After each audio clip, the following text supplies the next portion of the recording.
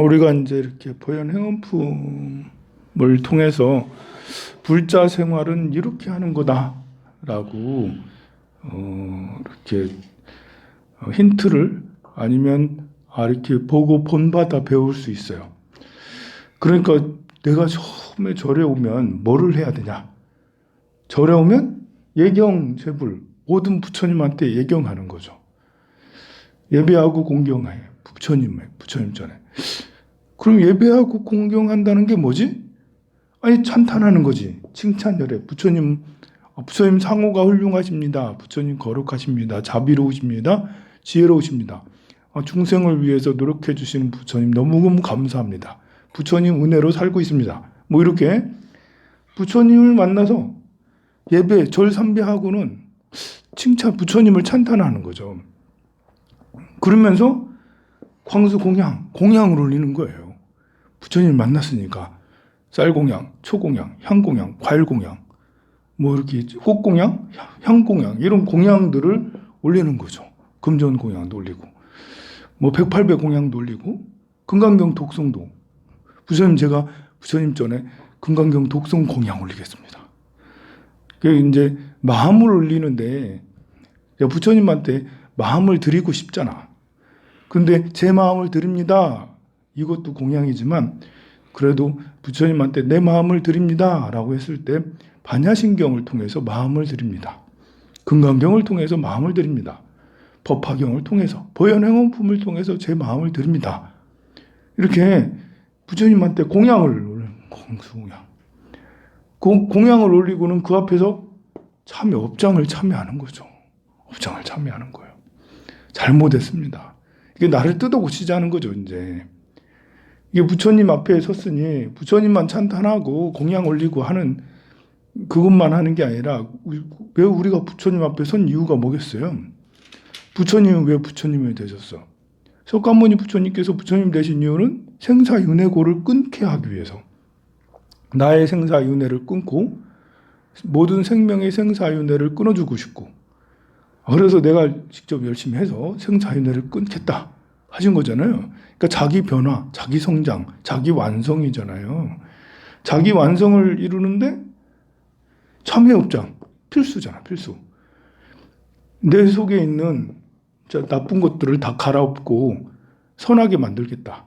완성되게 만들겠다라는 의지가 참회업장 아닙니까? 그래서 부처님 죄송합니다. 내가 이러이러한 잘못들을 했습니다. 앞으로는 이러이러한 잘못보다는 이러이러한 선행을 하겠습니다. 라고 참회업장을 하는 거죠. 그리고는 수의공덕. 함께 그 공덕을 기뻐하는 거예요. 같이 요거를 이제 혼자 하는 게 아니에요. 난 혼자 절에 왔지만 예경제불 칭찬열애 광수공경 참회업장을 같이 우리 하잖아요. 그럼 다른 사람들이 요거 하는 걸 보고 같이 기뻐하는 거지. 내가 하는 걸 보고 역시 황산 역시 넌 대단해.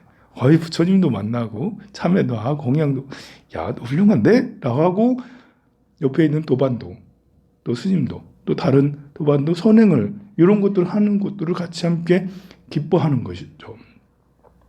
재미가 있어야지. 법문도 재미가 있어야지.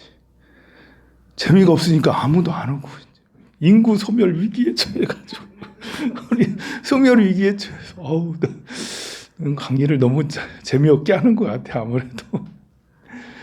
그래 이제 재미가 있어야죠. 이렇게 법문을 듣는 재미, 공양을 올리는 재미, 참회하는 재미. 참회도 부처님 앞에 눈물을 흘리는 거지만 그래도 재미있잖아요. 나를 갈아엎는 거니까. 그래서 함께 기뻐하는 수의공덕이죠. 그리고는 그러면서 또 부처님한테 나아가서 청전 법륜을 굴려주세요. 공양 올리고 참여하는 건 하겠습니다. 근데 부처님 말씀 더 듣고 싶어요. 제가 많이 들음이 부족해요. 배움이 부족하니 부처님 말씀 제가 아무리 수행을 하려고 해도 이 길을 가는 건 맞는지 아닌지 잘 모르겠어요. 부처님께서 이 어떤 길로 가는지를 설명을 해주세요. 마음을 어떻게 쓰는지를 설명해 주시고 우주는 어떻게 움직여 가는지 세상의 이치를 설명해 주세요. 이게 청전 법륜이잖아요. 그 말씀을 들으니까 너무 좋아서 부처님 제 곁에 계세요. 떠나지 마세요. 오래오래 사세요. 부처님 오래오래 계시면서 오래오래 이 마을에, 오래오래 이 국가에, 오래오래 이 황룡사에 계시면서 법을 설해 주세요. 그게 청불주세잖아요. 그리고 많이 배우니까요. 배우면 뭐예요? 배우면 한 귀로 듣고 한 귀로 흐르는 게 아니라 항상 부처님의 학문을 따라 배우겠다. 물론 이것이 다 따라 배우는 거예요. 따라 배우는 거죠. 그지만 청전법문 청불주세를 했으니 그 앞에서 다시 서원을 상수부라 항상 부처님의 학문을 배우겠습니다. 라는 것이고요. 그렇게 해서 인격이 성숙이 되잖아. 그래서 내가 수행이 성취가 되고 그러니까 항순 중생이 되는 거죠. 저절로 되는 거예요. 항순 중생. 결국 중생을 받들어 모시는 거죠. 우리는 다른 종교랑 다르게 다른 종교인을 불교로 다른 종교인들은 대체로 자기네 종교로 끌어들이려고 그러잖아요. 그래서 하나님 나라에 나가고 알라신에게 가고 이러는 건데 우리도 그건 원리는 비슷해요. 부처님 앞에 나아간다. 그런데 부처님 앞에 나아가게 하는 것은 깨달음을 이루게 하기 위해서 그런 것이고 그리고 그 내가 부처님 앞에 나아가게 하는 또 다른 중요한 이유는 그를 존중하고 존경하니까. 나는 당신을 사랑합니다. 나는 당신을 존중합니다. 나는 당신을 존경합니다. 당신을 믿고 따르겠습니다. 내 마음이 지극히 선해져서 상대를 아무리 악한 행동을 하더라도 그들을 용서하고 아니 그들을 사랑하고 그들을 존경하고 그들에게 공양 올리고 이게 처음에는 부처님한테 하는 건데 나중에는 모든 생명한테 예경제불 칭찬열애 광소공인 참여자 이것을 모든 생명한테 하게 이 확장이 무한 확장이 되는 거예요. 법당이 여기서는 황룡사가 법당인데요. 항순 중생이 와서는 천하가 법당이죠. 천하가 온 우주가 법당이 되는 거죠. 그리고 그래서 이런 것들을 복의 회양은 돌고 도는 거죠. 네, 또 하겠습니다. 남한테 이 공덕을 모두 다 바치겠습니다. 이게 항순 중생이 회양이죠, 사실. 항순 중생이 회양이잖아, 중생. 모든 생명을 존중하는 것이. 그런데 이게 이제 복의 회양이 마침표를 딱 찍는 거죠. 그리고는 다시 또 돌아서 예경제불 칭찬열애 다시 또 돌아가고 또 돌아가고 또 돌아가고 순환하는 것입니다. 이렇게 하는 것이 상대를 나는 네가 나와 다르지 않아. 내가 부처야. 나는 존중받고 싶고 나는 잘 되고 싶고 나는 건강하고 싶고 나는 남한테 무시받고 싶지 않아요. 그런 것처럼 너도 그렇잖아. 너도 무시받고 싶지 않고 너도 좋은 말 듣고 싶고 너도 부자 되고 싶고 너도 잘 되고 싶고 너도 깨달음을 얻고 싶고 이렇게 되잖아요. 그런 것처럼 상호 존중이라는 것은 그 상대의 마음을 이해하고 서로 협력하고 화합을 하고 서로 하나가 돼서 함께 불국토를 만들어가는 것이죠. 갈등이 있을 수 있죠. 이제 그 경제에 대한 관념이 다를 수 있죠. 그리고 남녀의 관계에 대한 이런 관점이 다를 수도 있고, 뭐 이렇게 경상도 입장, 충청도 입장이 다를 수 있죠. 모두 다 우리 마을 울산이 잘 됐으면 좋겠어? 부산이 잘 됐으면 좋겠어? 그래서 부산시에 울산시에 서로 입장이 다르죠. 입장이 다른 단체에서 만나면 서로 갈등이 생길 수밖에 없어요.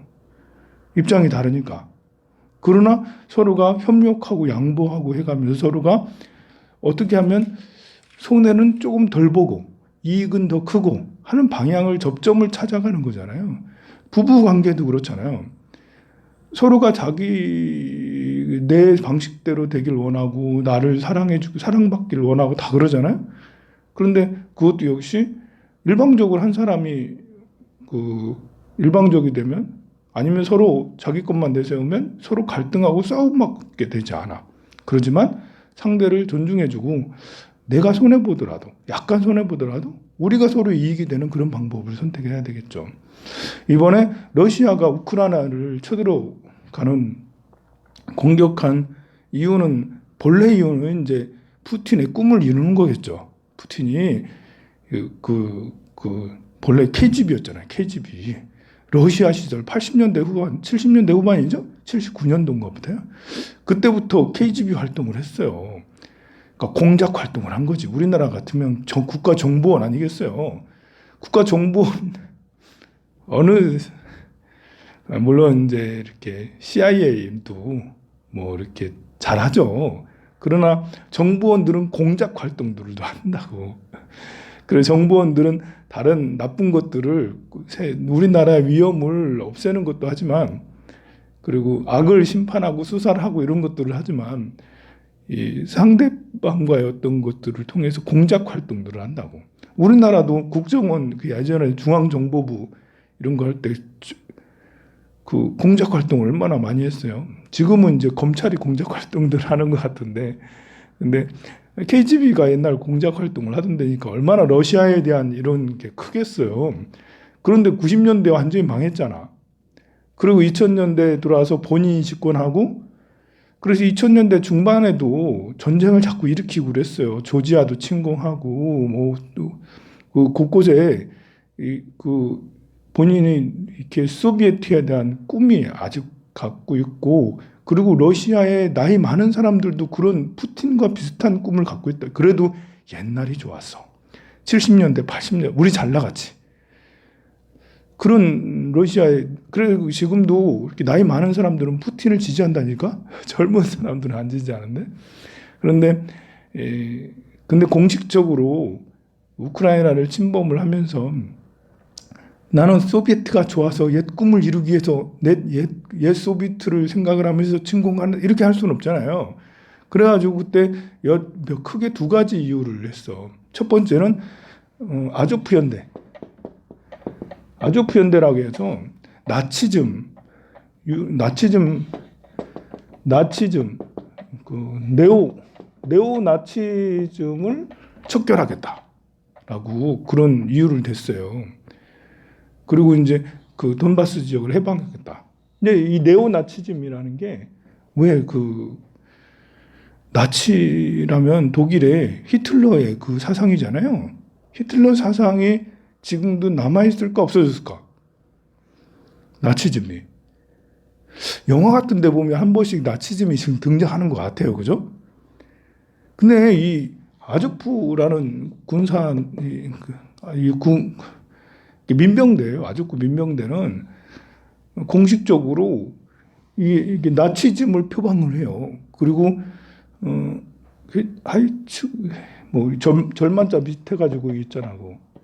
뭐하지? 히츠그레게 무슨 거를 뭐라 단어를 자꾸 까먹어. 이 마크하고 비슷한 마크를 써요.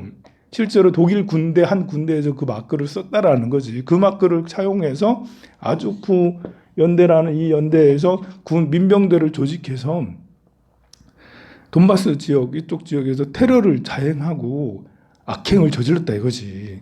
그래서 푸틴이 이 아조프 연대 이 네오나치즘을 척결하고 요즘에 무슨 나치냐 나치즘을 척결하겠다라는 그런 명분으로 우크라이나를 쳐들어온 거예요.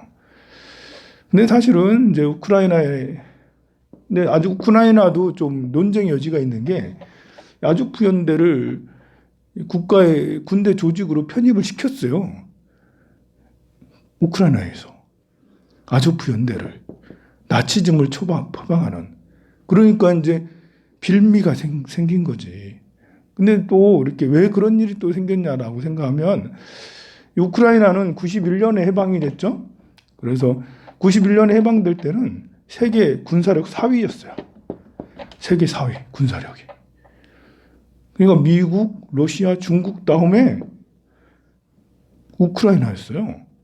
군사력이 어마무시했지. 탱크도 많이 있었고 핵이 수천 개나 2,000개가 있었다던가요. 핵이 몇백 개나 있었어. 그 당시에. 91년 당시에. 왜냐하면 러시아의 군사시설이 우크라이나에 많이 있었기 때문에 그래요. 그리고 91년 해방할 때는 그때 그 지역에 있었던 거는 건드리지 않고 그대로 하고 철수하기로. 그렇게 협정을 맺었기 때문에 91년도에 해방될 때만 해도 군사력이 4위였다고. 탱크도 몇천 대나 있고 엄청 이제 군사력이 좋았다고요. 그런데 그 이후에 이렇게 서방 세력하고 이제 이분들이 우크라이나가 이제 자유주의로 이제 민주주의로 개혁하기 위해서 친서방주의를 펼치면서 이제 핵은 모두 다 이제 해체하기로 서방에 이제 서방 세력하고 협상을 해서 핵은 모두 다 해체를 했어요. 그리고 도움을 받는 조건으로. 근데 큰 도움을 못 받았어. 근데 우크라이나도 큰 도움을 못 받은 것에 대해서 불만을 얘기할 수 없는 게 정치가 이제 정치가 친서방이고 그러면 정치가 그래도 민주주의를 표방해서 민주주의를 하나씩 쌓아 나가야 되잖아요. 우리가 이제 이렇게 노태우 그 다음에 김영삼 노태우는 군사정권이라고 그래도 뭐라 해도 노태우 시절부터는 그래도 민주주의를 위해서 많이 노력을 했다고. 국민이 노력했는지 대통령이 노력했는지 잘 모르겠는데 대한민국은 80년대 후반 전두환 시절조차도 사실은 독재를 많이 했어도 국민들은 민주주의를 위해서 어마무시하게 노력을 했다고요. 그 거대한 물결을 막지 못했지 전두환은. 역시 그 물결이 계속 이어져서 노태우는 전혀 민주주의로 성장하는데 또 막지 못했지. 오히려 더 도와주지 않았나? 노태우는 민주주의로 성장하는데. 그래 하니 우리는 민주주의가 급성장을 한 거고 우크라이나는 국민들은 그런 의지가 있어도 국민들 중에서도 이렇게 의식 있는 사람이 으쌰으쌰 또 해야 되잖아. 우리 대한민국도 지금 국민들은 다 민주주의를 원하지.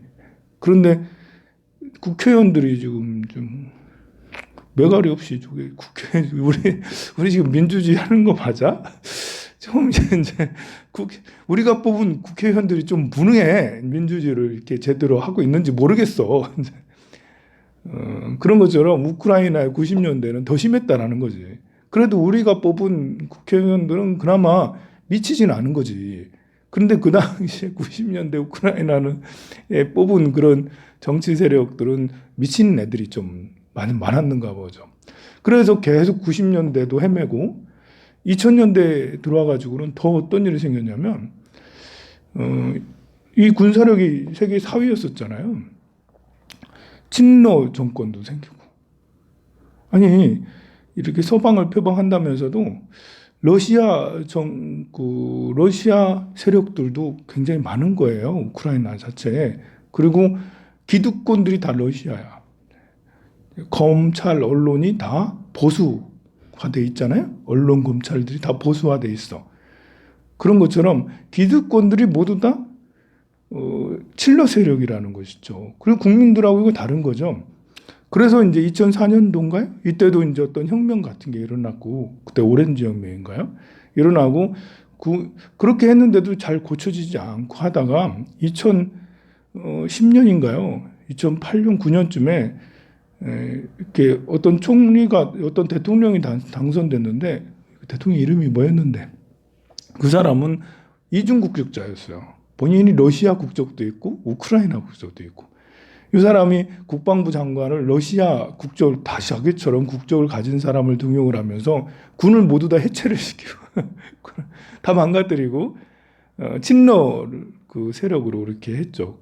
국민들이 모두 다 이제 그걸 반대를 하면서 농성을 하고 국민들이 모두 다 광장에 다 나왔어요. 그래서 농성에서 2013년도에 유로마이단이라는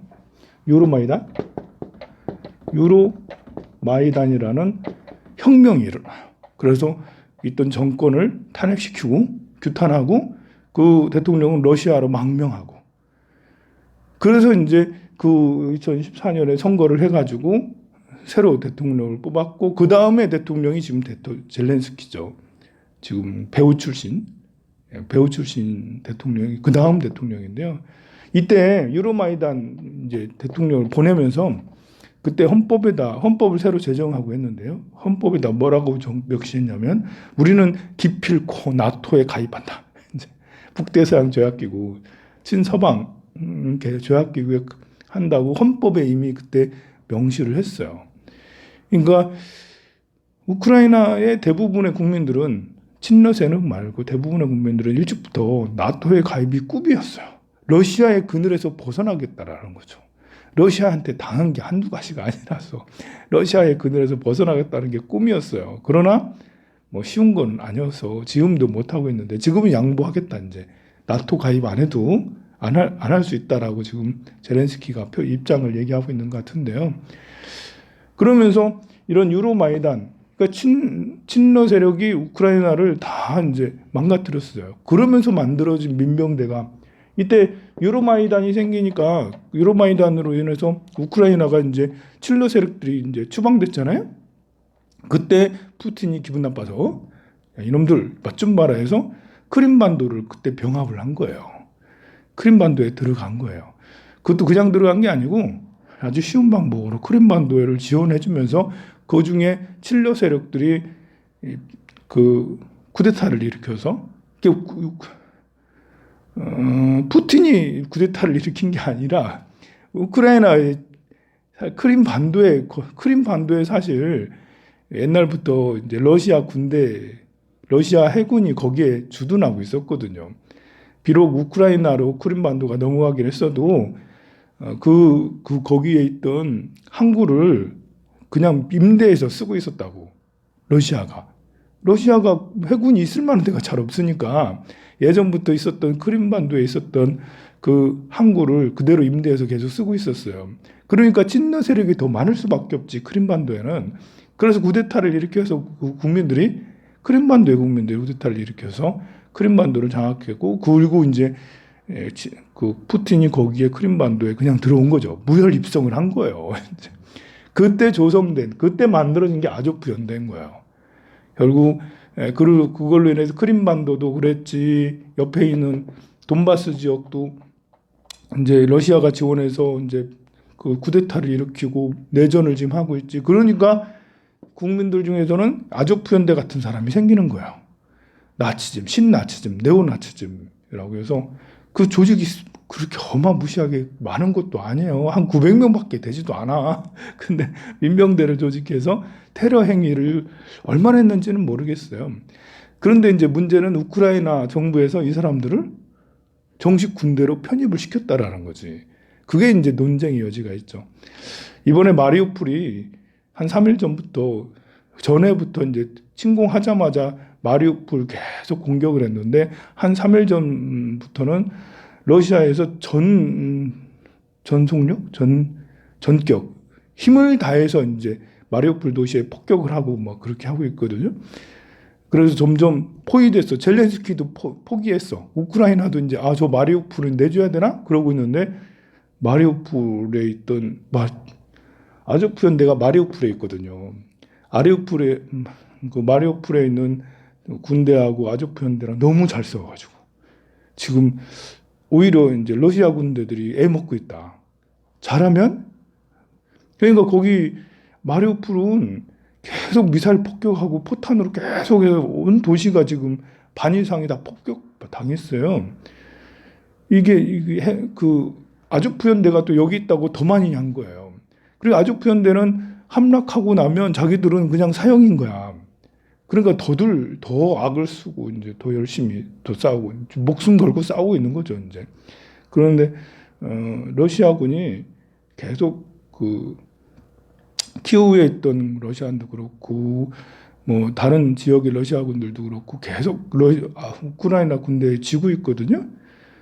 게다가 이제 그 인원도 많이 부족해가지고 마리우폴을 포위를 하긴 했어도 시가전까지 들어가기는 어렵다라는 거예요. 시가전은 보통 전쟁하고 또 다르잖아요. 도시 안으로 들어가면 그 안에 어디에서 숨어서 뭐가 날아올지 모르니까 정말 많은 군대가 필요해요. 도시 안에 들어가면 피해가 엄청날 수가 있어. 그래서 도시 안에 들어가는 것이 쉽지가 않은 상황인데 결국은 이제 그 아조프 연대들이 러시아에 있는 탱크들을 뺏어가지고 이제 반대로 그 탱크들이나 거기 있던 장비들을 오히려 공격하고 그런다라고 그런 걸 한 거죠. 이렇게 러시아의 장병들이 문자를 받는데요. 어떤 문자를 받냐면 탱크나 뭐 이렇게 중요 장비를 가지고 기순하면 5천만 원 주겠다. 1억 주겠다. 5천만 원 주겠다. 문자를 다 받는 거야, 이제. 항복하면 돈 주겠다라고. 그래서 실제로 탱크를 끌고 와가지고 항복하는 러시아 군들도 적지가 않은 거예요. 그래서 이걸 보면서 현대전은 침공해가지고 성공하는 건 정말 어렵다. 미군 말고는, 왜냐하면 뒤에 이렇게 후방에서 지원해주는 이렇게 보급품 넣어주고 이렇게 하는 게 쉬운 게 아니거든요. 생각해봐, 우리가 이제 북한을 쳐들어가면 우리가 계속해서 보급품을 이렇게 줘야 되잖아요. 총알 넣어줘야 되고 기름 넣어줘야 되고 계속 넣어줘야 되는데, 이 보급품 이렇게 하는 것들도 군대들이 이렇게 잘 조직이 돼 있어야 된다는 거죠. 근데 러시아는 그게 이제 전혀 안 돼 있는 상태였던 거예요. 러시아가 세계 2위의 군사 강국인데, 러시아도 잘 안 되는데 세계 어느 나라가 잘 되겠어요. 하여간에 제가 지금 생각하는 거는, 말하는 건 아족푸 연대가 있을 수 있죠. 생각이 다르고 뭐 히틀러, 이 나치즘 이런 생각을 가진 사람도 세상에 있을 거예요. 트럼프 지지자들 보세요. 그 미국 같은 나라에서 쿠데타를 일으키겠다고 막 지난 선거에서 막 그러고, 그런 사람들이 있긴 있어요. 근데 그런 사람들이 주세력이 되면 되지 않잖아요. 그런 사람들은 그냥 이렇게 아웃사이더에서 여기저기 군데 이런 거는 괜찮은데, 그런 사람들이 정면에 나와서 정면에서 이렇게 지지 세력을 얻고 이러면 이제 나라가 이제 큰 위험에 빠지게 되죠. 아니, 이런 아조프 연대 같은 이런 대대가 아예 없게 하는 거는 나는 불가능하다고 생각해요. 민주주의 국가에서. 그래서 난 친북 세력도 있을 수밖에 없다고 생각을 해. 뭐 간첩 같은 것도 있을 수도 있겠지. 그래서 친중 세력도 있을 수 있고, 또 어디 뭐 이렇게 친러 세력도 있을 수 있고, 제가 아는 페이스북에 어떤 스님 완전 친러, 러시아를 너무 사랑하는 스님이 있어. 그래가지고 러시아는 완전히 존경해. 글도 그렇게 쓰고 막 그렇게 하셔. 그래, 그런 분도 있을 수 있다고. 심지어 스님이 이제 그럴 수 있다고. 그런데 그런 사람이 앞에 나와서 대통령이 되거나 아니면 국회의원이 되거나 세력을 얻게 하거나 이러려면, 그러면 이제 이래 아조프 연대 같은 건 극단주의자 아닙니까? 극단주의자 앞에 나와서 이렇게 하면 나라가 시끌벅적하고 이렇게 서로 협상이 안 되니까 자기 것만 주장하니까 문제가 돼요. 지금 경제 발전이라든지 복지라든지 뭐 이렇게 세상에 어려운 사람이 너무 많은데, 그런 걸로 이렇게 극단주의적 성향을 가진 사람이 나오면 계속 엉뚱한 거 가지고 서로 싸우고 갈등하고 막 그렇게 될 수밖에 없잖아요. 그리고 심지어 우크라이나는 이런 아조프 연대를 정식 군대로 넣어줬기 때문에 침공의 빌미를 넣어줬잖아. 러시아가, 푸틴이 이 아조프 연대 때문에 사실 900명밖에 안 되거든. 이제 아조프 연대 때문에 너희들 나라를 침공한다, 이런 빌미도 된다고요. 그래서 극단주의적 세력을 국민들이 선택하는 것은 참 안 좋은 것 같아요. 지금도 우리나라가 지금 뭐 청와대를 이분이 극단주의적인 말씀을 너무 많이 하시고, 너무 극단주의 협상을 너무 안 하시고, 너무 이렇게 말도 안 되는 그런 그 주장들을 자꾸 하는 것 같아서, 사고가 극단주의적인가? 아조프 이런 사람들하고 비슷한 게 아닌가? 걱정이 좀 되고 그렇습니다. 내가 그래서 적극적으로 그 분은 안 된다고 그렇게까지 했는데도 성불하세요.